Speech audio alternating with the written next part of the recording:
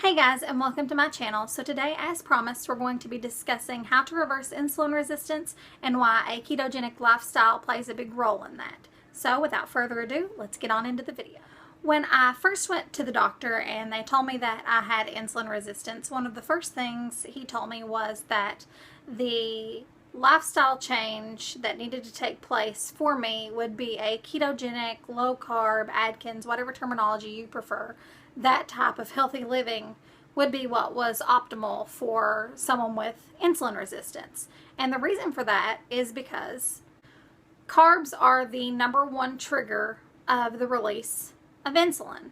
So therefore, lowering your carb intake lowers the amount of insulin that is released. So that is why the low carb, ketogenic, Atkins lifestyle is optimal for someone with insulin resistance. That's the way we're going to lose weight the best.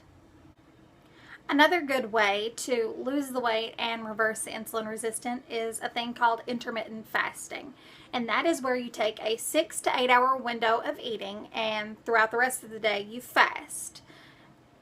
As a whole, we've all heard that eating 5 to 6 small meals a day every 2 to 3 hours promotes the healthy living. That's the way you're supposed to do it.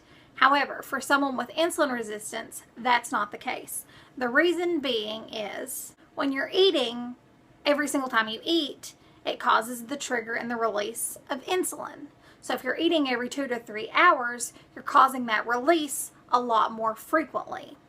Therefore, if you take that 6 to 8 hour eating window and you're fasting the rest of the time, you limit your trigger, your release of insulin, and that's why it works the best for someone who has insulin resistance. So another way to reverse insulin resistance and lose the weight is to cleanse your body of your stored sugar, or your glycogen is the technical term for it. This stores in your liver and in your muscles, and they are filled with about 2,000 calories on reserve for quick energy. So think of it as like, I know around here we live in Kentucky, so we have four-wheelers because we have mountains. And in your four-wheeler, you have your gas tank. And when you run out of gas, we have, on some of our four-wheelers, or most, is what's called a reserve. So if you run out of gas, you flip over to that reserve and you can continue to drive the four-wheeler. Well, that's the same way in our bodies. We have that reserve for quick energy, and the problem is most of us never run our tank out of gas to even use that reserve. So what happens is we've got those 2,000 calories stored, we've got our reserve completely ready to go, but we never actually use it. We just keep intaking, we keep filling the tank up, and soon it just overflows into our bloodstream and we flood the tank, per se. Now, the way to cleanse out that storage system is your high intensity interval training, anaerobic exercise. So you're running really good for like 30 seconds to a minute, and then you walk for 2 minutes. And that's where you have quick bursts of exercise, pumping up your heart rate, and then you slow it back down. And then you pump it back up and you slow it back down. This is the only way to deplete the reserve. Another big issue when it comes to insulin resistance, or just overall health in general, is sleep deprivation.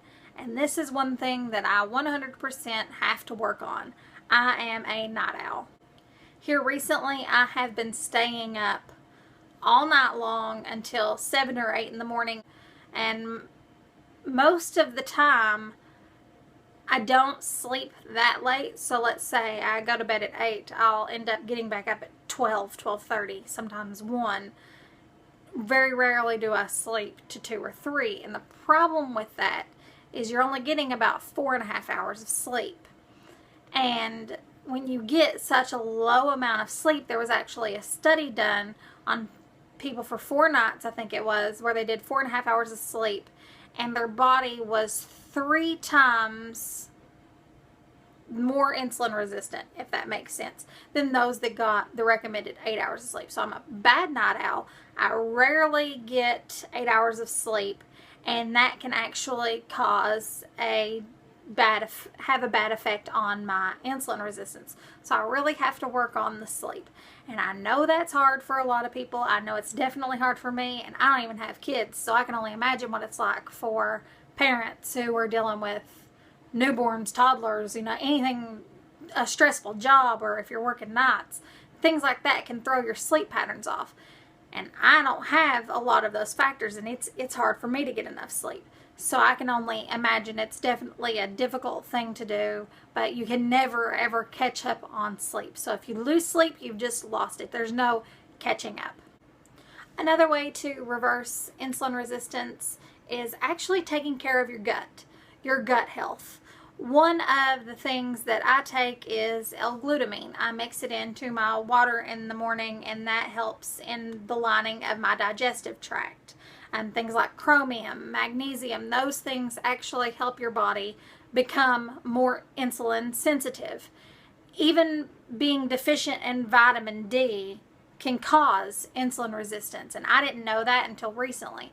So taking a vitamin D tablet, or just keeping up on your supplements.